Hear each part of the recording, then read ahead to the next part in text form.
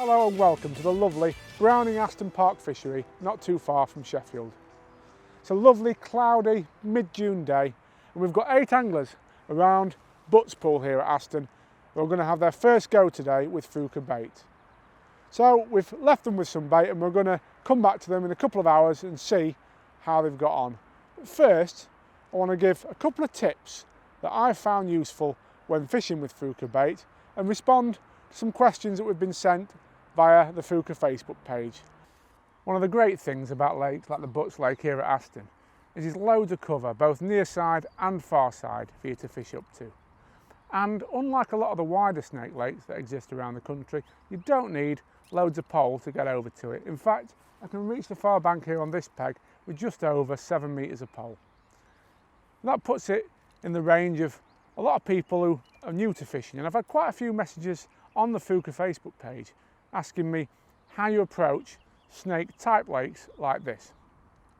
Now, we spoke about margin fishing last week, and fishing in the edges is very similar on all kinds of venue, whether it's an open water or a snake lake. But one of the most interesting features, I'm sure you'll agree, of lakes like this one is the far bank sedges. And I just want to run through a few quick points about how you can fish up to the far bank and put a few fish in the net.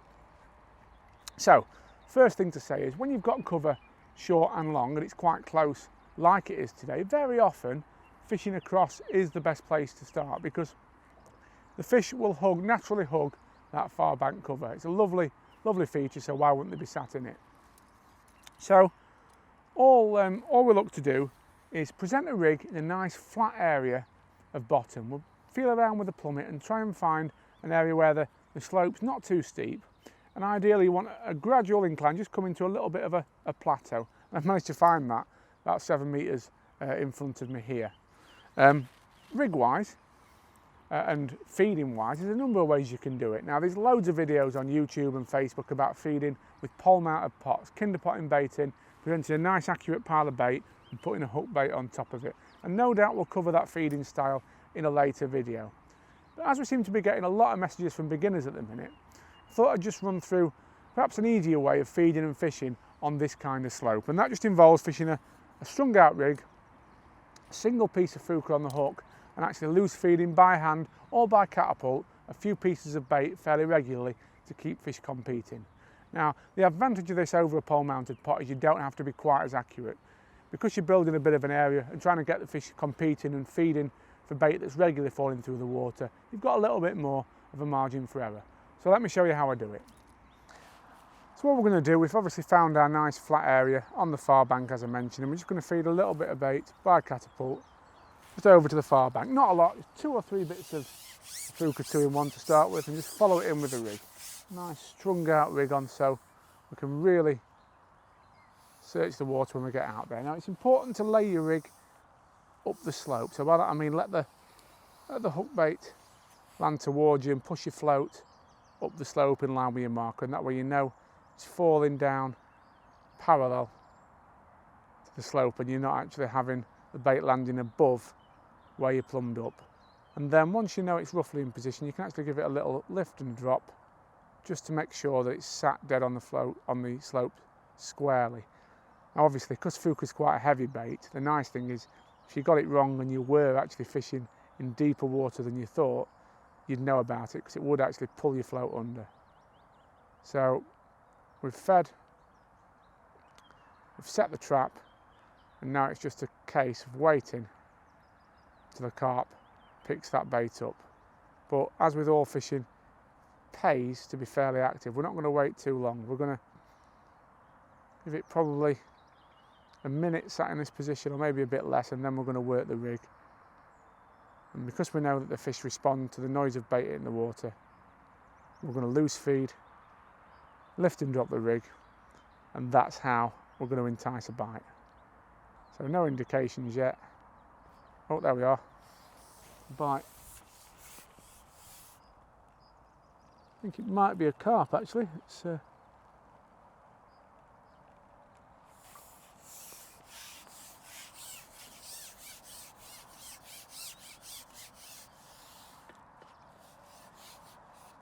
what we did there is obviously made sure that our loose feed was nicely on the slope around where we wanted to fish. We lifted and dropped the bait and made sure it was sat nicely on the slope, and there's the reward, a small carp first put. So let's just have a little look at him.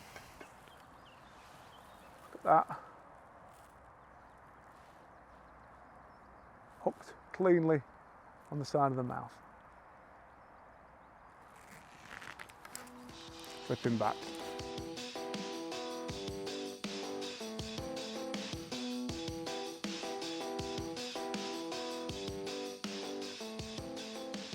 Well, my name's Mackenzie. Well, I got into it because obviously my granddad was taking my dad, and then my dad was fishing in matches, and then I heard what my dad was doing, and then my dad took me one day, and then I just carried it on because I liked it and it seemed fun. My favourite one's probably a chub, and then my biggest one's probably a carp, £7 or something.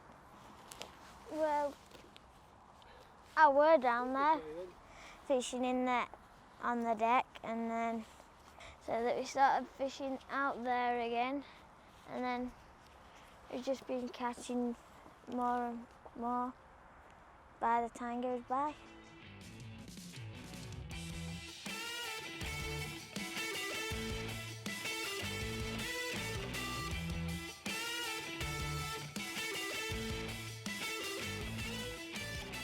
Well, the John Fordry, I'm from Sheffield, just local, about 10 minutes drive from Aston Ponds, so it's just local for me. Well, I've been coming to Aston now about 50 odd years, and a couple of chaps came up today, asked me if I'd try some Fjuka Baits. I've just tried it, and to be honest, I can't fault it.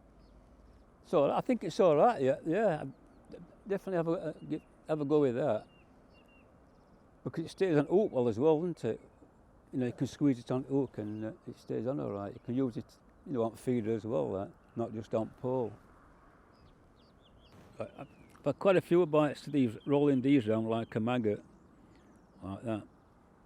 Beauty about these, you can roam as long as you want or as short as you want. If you want to make them like a long maggot, you can do. Or you can just make them short, like a caster. And they do stay on hook well. I find I've had most of my bites like this today. Just presenting them on hook, just putting a few in the pot and just feeding them. Like that. I've had most luck with white today. I've tried them both, doing them like this, and I found out I've had most bites on white. I haven't touched them all, but at least I've been getting bites on them.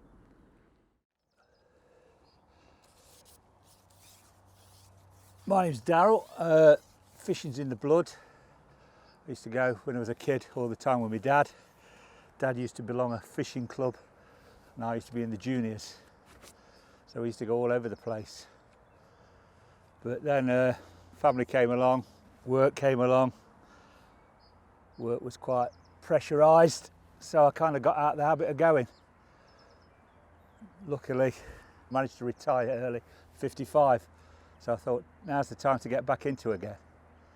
So I'm a bit novice still at the moment, but I'm learning all the time again. And it's great to be out and I love it.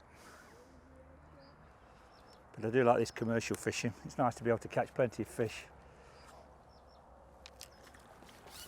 So this is my 4th trip to this place and I'm catching plenty, which is great. I've set off just feeding maggots down the middle, and also a pellet line to the left, which trying these pellets out, which I've had 1 or 2 on, but I've been catching more with using them over maggot, to be fair. I've also tried on the far side as well. There's definitely fish over there, but this is easier fishing, so anything to easy and catching plenty seems the sensible thing. So I'm fishing quite light on the drop through, and to be fair, I think I can probably come up higher.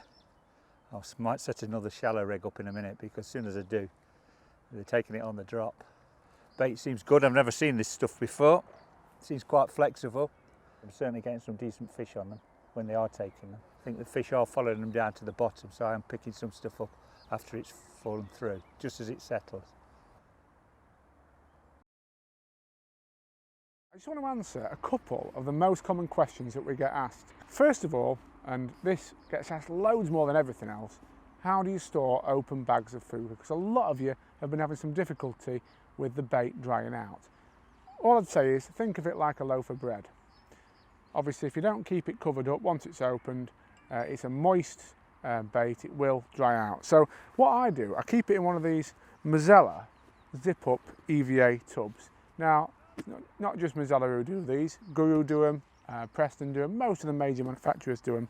But the beauty of them is, if you've got an open bag of bait, I tend to tip a little bit into a bait tub when I'm fishing, and then just put the open bag back in there, and then just simply zip up the tub, and that stops any moisture from escaping. It keeps them nice and moist, and also conversely, if it rains, it stops you from getting the bait wet. Right, next little tip.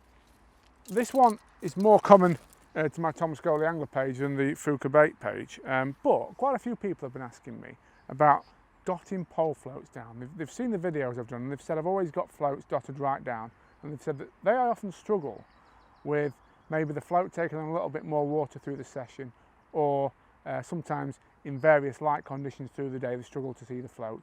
And what's the best way of getting around that? Well, what I tend to do is I use a tiny little shot. I don't think you can see that, it's actually a Preston stock, that one, and I put that right above the float, right above the eye of the float. And the beauty of that is, when I want the float dotted down to perfection, when maybe it's calm and I've got some nice dark water to fish in, I can have it down there, and that'll dot that float right down so you can see those shyest of bites. If and when there's a bit of ripple on the water, or if for whatever reason you want a little bit more bristles sticking out, all you do, slide that shot away from the float and put it up here by the loop. And what that means is, obviously that shot doesn't work on the float anymore, so you get a little bit more bristle out the water. So there you are, folks, a couple of tips that are hopefully going to save you a bit of money and put a few more fish in your net. My name is John Forster. I come from Sheffield-ish, and I started fishing about probably 30 years now. Too long. The favourite kind of fishing used to be rivers and canals, but obviously it's all commercial now, so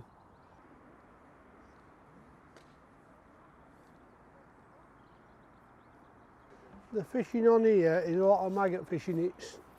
It's maggot and pellet basically, but there's a hell of a lot of fish in it. But at the minute, with weather we've had and that, it's a bit iffy, like, you know. So my first impressions is it's potent. I don't know whether it is a summer bait or a winter bait. I haven't made my mind up on that. It's durable, you can do whatever you want with it, can't you, basically? It's not too bad at all. I'm just putting a few pieces of bait in the cup and just fishing dead on bottom, just at bottom of the shelf, that, where we're fishing now. It's basically, the thing is with it, is it's been, every peg, it's been absolutely mental, you know, with people off work and bringing the kids, and it's you couldn't get a peg at one bit. It's been that solid. And then the fishing day matches, then they're straight on to evening matches, and it's had a lot of bait in the last month or so. My name's Richard Coates. I'm 51. I've been fishing as long as I can remember. Back then, all my family used to be into fishing, so it used to be good days out with all the family, uncles and everything. Just the enjoyment of going with the family. The best memory as now, since I've had my daughter, I mean she's elderly now, she's like 20, but she still comes out with me every time we come fishing, and she's far better fisherman than what I am now. Yeah, I quite like it. I like the convenience of it, that you can just open a packet and you're straight into fishing. So if tackle shop's shut, you know, you can have some of that stuck in your bag, ready to go. It's nice and soft. It's easy to use. and I've been catching fish on it all day. So yeah, up to now, winner. Hi, my name's Andrew Skane, I live in Sheffield, and I were in Climax Fishing Tackle Shop early last year, I would imagine, and I come across these Fjukas, and they are brilliant. Trust me, they're brilliant. I've been using them all last year. Nobody knew what I was using, and I was catching a lot of fish on these things. They are amazing. Right, what I do is that if I hook them, I tend to squash them into a disc and hook them. That seems to be the best way for me to be catching fish. I have caught them the other way without squashing them, but it seems to work better because I think where it is, it flutters rather than plop and sinks. And I've had a lot of fish with them. I fished on here a week as Saturday, and I fished in, I don't know what peg it was, but it was where them trees are, just there, 2 pegs down from here. And I clicked using a click and not a net, and I caught, I estimated 191 pound, which is not a bad day's fishing. All on these things, nothing else. And they are brilliant, trust me.